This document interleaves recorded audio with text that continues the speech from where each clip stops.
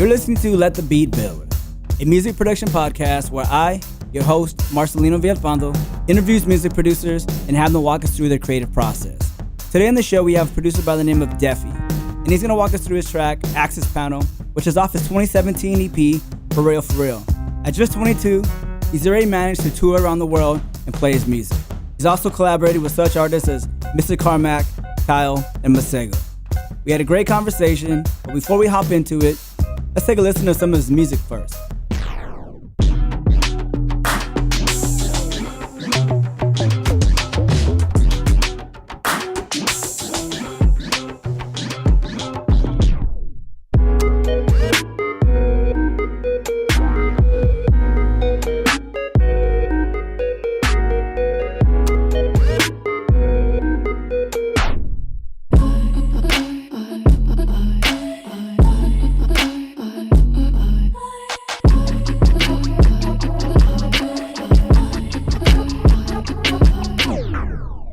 First off, thanks for coming on the show today. I really appreciate it. Yes, sir. Of course. And for those who don't know who you are, why don't you give us a little backstory, introduce yourself, kind of tell us how you got into making beats. Yeah, so my name's Mike. I go by Deffie. I'm a producer, a music producer. I've been doing it since as long as I can remember. As soon as I figured out that a computer could make music, I kind of started doing that. My parents helped me out a lot along the way, gave me a bunch of tools to allow myself to kind of experiment with different programs and stuff like that. And my dad is super cool. He helped me build a studio in my closet, out of my sliding door closet. We took the doors out and put it 2x4s and built our own booth. And it was only 2 feet by 4 feet or something like that, or 2 feet by 5 feet. But you could record a dope, a decently isolated vocal in there. What was it that made you want to go from being a listener to a contributor? It was never really a conscious switch. I mean, I want to say I was always in the production kind of mind state, because even as a kid, and I think the reason for all of this is because my dad was bumping hip hop in the car. From literally, I was in the womb probably listening to The Chronic, right. Or not The Chronic, but NWA's album. Of course. Stuff like that, was bumping in the car even when I was a baby. And so always I would be attracted for no reason to bass rhythms and dope drum patterns and interesting melodies and chords and gospel music and stuff like that. So over time, I started to realize, oh, Pharrell's the guy who does all that stuff. Oh, Timbaland's the guy who does all that. Okay, I remember when Snoop Dogg, I was in 5th grade or 6th grade when that Snoop Dogg record came out with Pharrell, the Drop It Like It's Hot. As soon as that came out on YouTube, all these people on the internet were beatboxing the beat, because it was pretty cool to beatbox, and I figured out how to do it.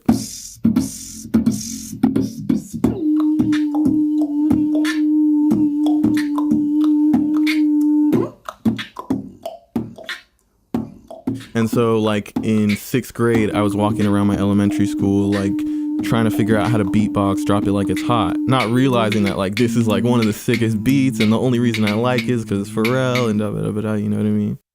You do your music on Fruity Loops according to your bios, right? Yeah. I'm sure your first copy of Fruity Loops that you've ever received was a cracked version, right? Of course. And so by doing that, you allow a free opportunity, a fair chance to everybody, which is pretty cool. Yeah. And then obviously you get what you have now. Yeah, I think we're some of the first people to have that, as far as, my I don't want to say my generation, it's a whole slew of ages, but basically early 20s right now are the first group of kids that kind of had access to, I guess, torrented software, stuff like that allowed them to just Photoshop it up, video edit it up at age 8, 9, 10, 11. Right, and I think that's also why you're getting these talented kids at such a very young age. You're kind of getting your 10,000 hours in. Yeah, exactly. Way before you could have possibly done it. Before, if you wanted to be a recording artist, right, you would have had to have your dad pay for mad sessions, get a vocal trainer, get transportation to the studio, whatever. But now you can just, as long as you have a Windows XP laptop and even the desktop mic, just your laptop mic could even do vocals nowadays. So, yeah. Yeah, and also like just in your production, you use a lot of 808s, and just the pitch bending of the 808s. That's like a stock setting, and that's just so intuitive within Fruity Loops. Yeah, it's better. Well, I never want to say any DAW is better than another one because they're all basically the same. But FL is way easy to slide your 808s, and they smack pretty hard. Right. I remember this one story that I read about Kanye West asked Soulja Boy, "How'd you get your 808s to sound like that?" And he was like, "FL Studio." Exactly. Like FL, me and my friends talk about this all the time. It's like FL Studio has this built-in something before it comes out of the system, like before it passes that master channel, like there's either a limiter, a compressor, something that's gluing all the tracks together that's not in Ableton or Logic or any other DAW. So something about that, like you can turn the 808 all the way up, you clip everything. It's just like a red line, and it can just hit, harder than any other 808 you've ever heard. So what's your typical approach at music? Like when you're first sitting down and you're opening FL Studio, like what's going through your head? What's going through my head when I click new project is like, oh, it's going to be so hard to make something good from nothing. Start from scratch again. That's the first thing. But after that, it becomes, okay, like what groove am I going to go for? And so I kind of pick a genre at that point. Like, am I making a trap song? Am I making a hip hop song? Am I making a funk record? A house record? Rare, but it happens. And I'll start from there. So it usually means that the kick pattern will be the first thing, and then the snare, and then the hi-hats. And so once I have the kick, snare, hi-hats, I have essentially a vibe for like the whole track. I can hear different melodies going on. I can hear different things going on, and that's how I start. So how did this track come about? So I was deciding at this point, whenever I had start an EP, I realized at a certain point that I have to put out an EP. That's the first step. And then the next step is, okay, let me just start making tracks that if it's good enough, it'll make the project. If it's not good enough, it won't make the project. And so I do that a bunch of times, and eventually I'll have like 4 or 5 projects where I'm ready to release. So for this one, this track in particular, I started with the loop that you hear at the beginning of the song. So like that horn, I got it from Cashmere's kit, and as soon as I heard it, just the tone of that horn, just kind of like the fact that it sounds like it's not from the US, the fact that it sounds like it could be in, some seedy like corner of a James Bond movie or something like that. It made it feel interesting to me. And I was like, wow, this horn will make a really cool trap beat if I just loop it. So I started looping it. I could change it so it was like still in the same key, so it would still match harmonically, but I would be able to change the pitch of it. So it'd be like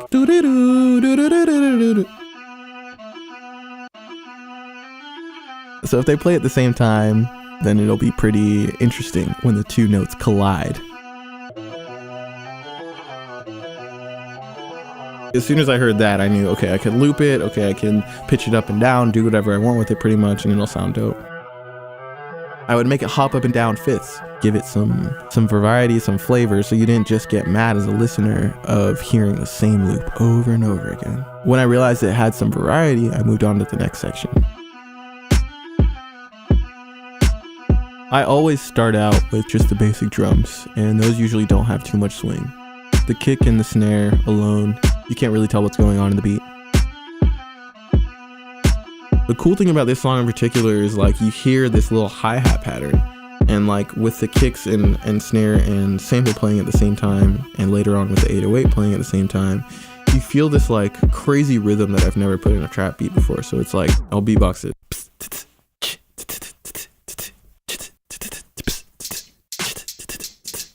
You kind of hear like the hi-hat is kind of rolling over the rest of the rhythm. And it's a little late before the rhythm repeats. So like you weren't just hearing the average type of beat, like you were hearing something with a little bit of J Dilla swing in there, a little bit of that Kanye West. Even though nobody really knows what that is, like I kind of figured out it's late hi-hats. So that brought it a little bit of like bounce. On top of the drums, closer to the end process of finishing up the track, I threw in a little, hey,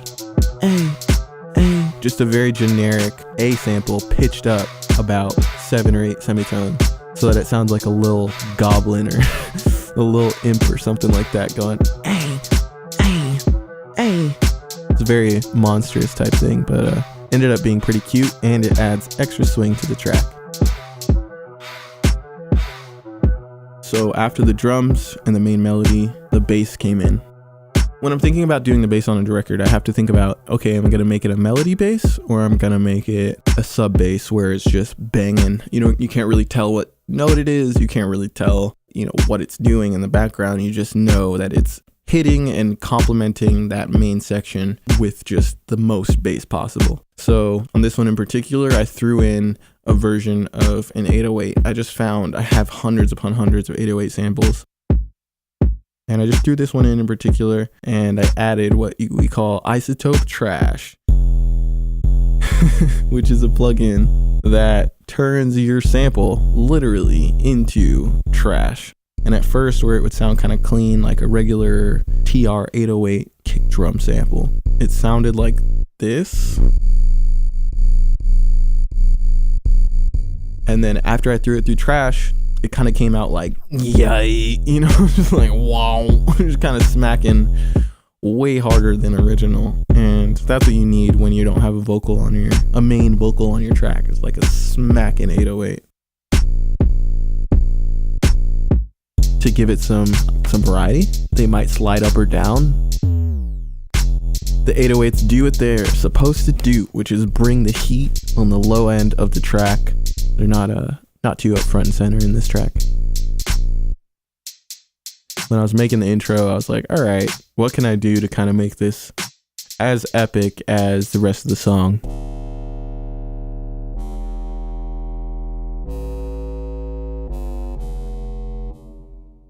It's a bass plugin called Laser Bass for Reactor by Native Instruments. And it's got this crazy, I don't even know what it is. It's like some type of decapitation or some type of distortion on it that sounds just next level. So that's in there to give it a little bit of spunk.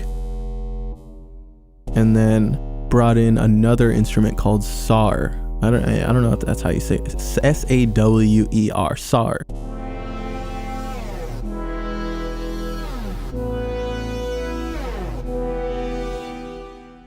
We got mad chords playing, and as they're coming in, I'm throwing a pitch manipulation at the end of these chords. So it'd be like,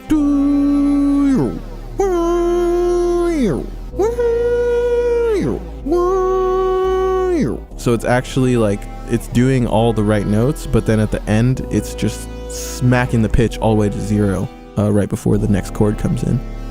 And definitely bringing in that pitch drop at the end of it is something I've never done before, and completely brought a crazy different, like, weird new sound to the whole EP, honestly.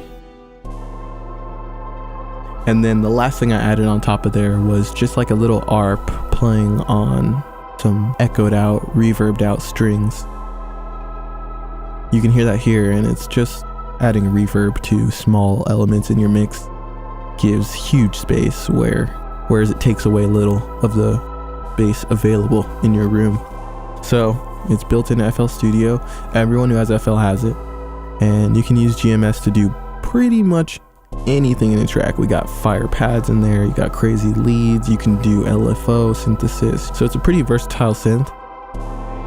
I threw that in there, and you got a decent intro coming together there. So after I had everything, basically, I pretty much had a whole finished track. And for a lot of producers, it gets tough when you feel like you're starting to get done, because you're nowhere near it. So I still knew I had to add some more variety into the track to keep people interested. So I went around searching through my acapella folders and found this short little chop. Down in the depths of my soul, feeling the loss of control and in the spirit. It's just a specific chop. I took that and did the same thing with the fifth. Down it, depths, down it, depths. So I threw it all up and down the scale until I had a pattern that sounded pretty interesting. So I took that, threw it on the second half of the track, smacked it together, and that's pretty much the access panel. Alright, so for this whole project, I knew that I wanted to show the world something about my skills. Not to say I'm the most skilled person in the world, but when I'm making a project, I want to choose that thing that I want to show people that maybe haven't seen before.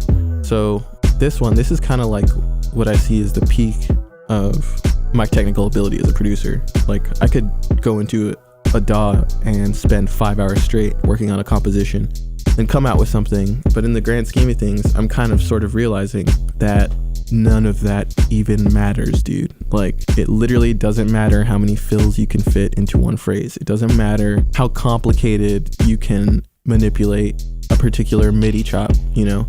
It matters how good it is. So it could be complicated, it could be simple, but it just matters if it's good. So when did you know that this track was a keeper? So with this one, it was kind of my last stand. And on this song in particular, I picked it as a keeper because it was my kind of last technical showcase. It was like, all right, guys, this is all I got. Let me just throw everything I got at you in one track, and that'll be it. I'll never have to go this hard again. And if anybody asks me how good I am, I can just point them to this stuff and they'll see what I'm capable of. So I think that's what made this song a keeper, was being able to prove people that I got the skills, bro. It's a flex track for sure. When you told me that you wanted to discuss Access Panel on the show, I thought that was a very interesting choice because out of all the tracks, I think the newer tracks, this was the most different in the sense where it didn't kind of resolve into a jazz chord. This is like the only track that I can remember of yours that has that triumphant feel with the trumpets. Mm-hmm. Like that overall adds to the mood of the track because it comes in hard. But when I think of Deffie style, I don't really think of that track. It's crazy that you say that because, I mean, it's not crazy that you say that, but it's interesting that you say that because I don't really think about that stuff when I'm making my beats. Like, that stuff just comes out and it happens to be evident in every track. But like, when I'm making something, I don't think like, oh, I gotta do the section that I always do where like it breaks down into this thing. So I guess in this case, I was trying to make something hard hitting and heavy the whole time without a break. I know you live in, I don't know how you would describe it, a collective, or you live in a house with a bunch of producers, right? Yeah, definitely. Dope producers.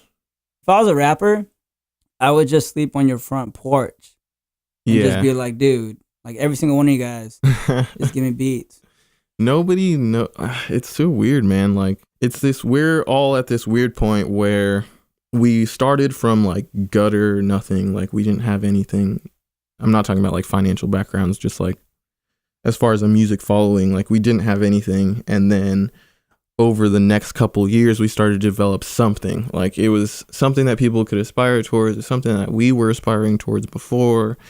And now we're at this point where it's like, okay, we have this momentum. We have all this opportunity to do all this stuff. But like, how do we turn that into real like fame, quote unquote, or real money, real like actualization of what we want to do this year or next year, you know, within the near future.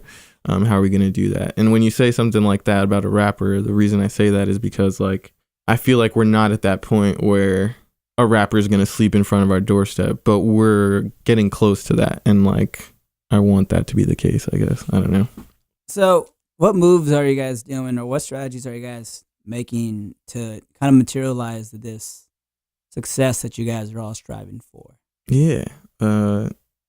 Super interesting, because something that we're realizing is, when I say we, I say that because we talk about this stuff like all the time. We're always trying to figure out like, okay, how are we going to stay on top of not only where we are in the game, but like, you know, what we want to do. Who just for those listening who don't know who we are Yes. collectively? Can you kind of give us a little rundown? Yeah, when I say we, I mean me, the people I live with. So I live in this house, and it's me, Sober Rob, Oshi, John Blanda, Some Hoodlum, and Rage Logic. And so we're all kind of content creators, and we're always talking about how our stuff is going to affect both ourselves and our audiences and stuff like that. So when looking forward, we're kind of trying to figure out, okay, how do we branch out from just SoundCloud? Because SoundCloud did its thing for us. We've taken it to where it can take us. But at a certain point, there's either you sell out, basically. I mean, we're super hipster, so we have a very sensitive threshold for selling out.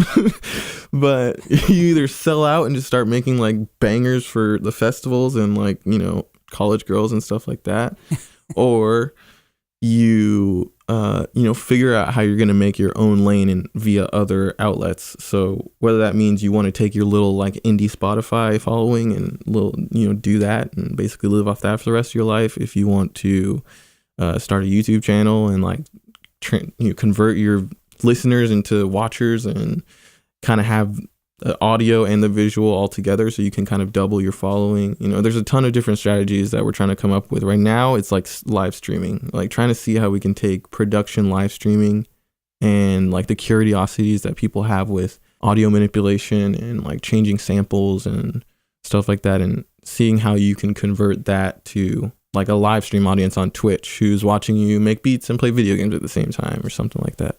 So you kind of think of like a little series of just kind of like walking people through different techniques of production while showing a day in the life. It could be that. It could be like one show, one day I'm doing a 3-hour stream. I'm just going to walk you around my house and this is what it's like in my house. Or it could be, I have a regimented schedule where like 3 hours a week, I'm teaching y'all how to make beats. 3 hours a week, I'm listening to your music and giving you feedback. Or, pay me $5 and I'll work on your music on the stream, stuff like that, where you can do different strategy, different things you can interact with the audience with. And it's all people that care about what you're doing, and it's all people that want to get better at what they're doing. And it's really fun because you're interacting the whole time and stuff like that, man. But how do you monetize that though? So there's a few ways you can do it. One of them is, like I said, where you can just give incentives for you doing things on the stream. So if someone has a beat and they want you to collab with them, they can be like, all right, I'm going to send $20 to your PayPal and shoot you this project file and you'll work on it in front of everybody. And that's a thing. Or you can just have like, hey guys, if you want to support me being a producer, why don't you go to my Patreon, throw me like $5 a month and you get 200 people to pay you $5 a month. And you're making like, $1,000 a month just extra on top of just making beats. So there's different ways you can do it. It's very similar to music, actually. It's just like per views, stuff like that. Selling ads on your videos. That's interesting. So I noticed that you have a decent amount of success for being a young producer, which has led to opportunities to be able to tour and travel. Can you kind of walk us through that process, how you're able to make that happen for yourself? Yeah. So one day I decided, like, me and Rom, actually, we were in Facebook chat together one day talking about what we wanted to do, just like we are now. And we're like, yo, we could tour like all of Europe. Like we could just go there and just show up, hit up the people at the clubs, tell them who we are, like tell them our numbers, and they'll hire us. Did that work? So basically, we ended up hitting up every Facebook contact like from abroad. Rom already lived in the UK. I was here, and I just hit up as many people as I could here that knew people there, and just emailed every possible contact. And we ended up getting like, out of 35, 45 something emails, we got 3 bookings. And so we ended up getting like some little garbage radio show in London. I'm sorry. It felt garbage. I'm sure the radio station, if you're listening to this, Radar Radio, you're lit. But back then we were like, yo, like what? We want a show, but we got a radio interview, which is fine. So we went and did a radio interview in London. We got a show in London. Got another radio interview in Paris and a possible show in Paris. And we were like, all right, man, our first Europe tour. And so I paid for the plane ticket. It was like 600, 700 round trip to London from here. Paid for the ticket and did, like I said, like a year and a half or 2 years into my career, I was already doing an international like European tour. And that was showing me like, damn, bro, you could really do this, man. Like, you could internationally tour with just as long as you set your mind to it. And so here we are now, me trying to figure out, how do I tour the world forever? It's crazy to think that all that started just with 48 emails. Yeah. And it's always gone like that too. Like when I went to Atlanta the first time, I had 300 followers, and I just decided one day, I was like, I'm gonna hit up everybody with over 1,000 followers that might have a chance of hitting me back, but like probably won't, but like they might, and see what they think about my stuff. And so I sent out 10 emails that day. Every single person hit me back and was like, yo, you're dope, let's work. And then one of the people was like, yo, you're dope, let's work. I'm gonna bring you to Atlanta. So yeah, man, it's always like that, weirdly enough.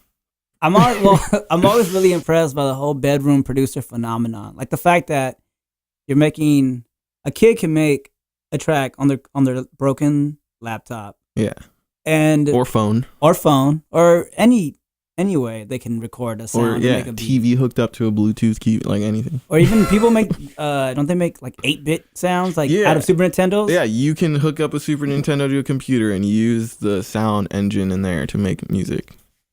That's incredible. And then all of a sudden you go from there, and then you're traveling the world playing your music. It's just that phenomenon. It's just so impressive and just like mind-blowing. Yeah, it's definitely mind-blowing. It's mind-blowing to be there. Like, I don't know, man, because like I said, we did not expect this stuff. Like, when it comes to traveling, for me at least, it's so surreal because I will be in my room or in whatever, in the living room, and just get an email one day. It's not me actually doing anything besides making beats and putting them on the internet. But one day, because of that, an email slides into my DMs and it's like, hey, we're going to pay for you to fly around the world and like do this thing and go back. And then like a week from then, you're going to be back in your, in the same place making beats again. That's absolutely a trip. Let me say. For sure. And more to come too. So that's even trippier. I read this interview. Sounds pretty accurate. From 2 years ago. They asked you, where do you see yourself 5 years from now? Your answer was, I honestly have no clue. Hopefully by then, I will have established myself as an artist and will have done some amazing shows and worked with some amazing people. As quickly as this last 9 months have gone by since my name started pulling online attention, there's no way I can even start to imagine what 5 years out is going to look like. When was that? Do you know what? March 25th, March 17th, 2015. Wow, that's so fun. Thank you, man. That's so cool. I would never have done that myself. Thank you. That's very cool. So, hell yeah. When you hear that, what do you think? Like, because you've done some amazing shows, you worked with some great people. Like, how does that make you feel listening back to that? Well, it sounds like the cool thing is it sounds like I had some idea of like what to expect. You know what I mean? I wasn't like, like 5 years from now, I'm going to be getting my first Grammy and like, signing to Kanye. Like, I had some idea that like, the next 5 years were going to be pretty much the same amount of stuff, but just like getting consistently more and more dope as time went by, and, the connections would become more and more cool. The stories would become more and more legendary. So that's all. I expect the same thing, man. Like, I have no clue what's going to go down in the next year. But I know that some crazy shows are going to happen. I'm going to work with some crazy people. I'm going to go some crazy places and see some stuff. But who knows, man? It's way unpredictable for my life in particular, let me say. I think that's a dope place to end. Thanks again for coming to the show. I really appreciate it. Heck yeah, dude. Thank you for having me. It was super fun. So why don't you tell people now where they can find your music? All right. So if you guys want to find my music, you can find it at Deffie Def on any platform. So that means you can either search Deffie Def on like Instagram, SoundCloud, Apple, whatever, or you can just search Deffie/Google Deffie and all of my links will pop up. Pretty easy to find. DEFFIE. Bam, right there. Perfect. I think it's time to listen to Access Panel in its entirety. You want to go ahead and introduce that for us? Yeah, man. So this is Access Panel. Starts with that horn. Brings in some smacking Hans Zimmer type vibes halfway in. And it's essentially a testimony to how good I am at programming 808s. Here we go.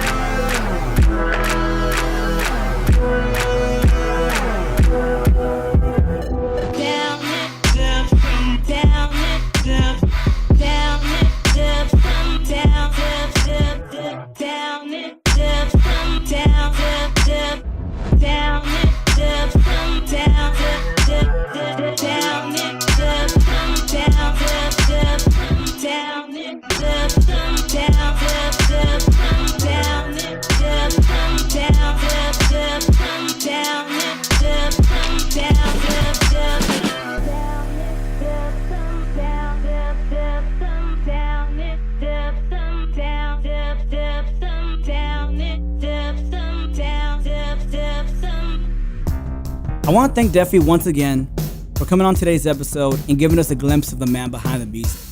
I also want to thank you, the listener, for spending your time with us. You could have been anywhere else in this world, but you're here with us, and I appreciate that. If you found value in today's episode, please feel free to share with a friend or give us a 5-star rating on iTunes and a positive review, because that helps other people find the show. Let the Beat Build can be found on all streaming podcast platforms, including iTunes, Spotify, Google Play, and SoundCloud. Once again, I'm your host, Marcelino Villalpando, and this is Let the Beat Build. Until next time, peace.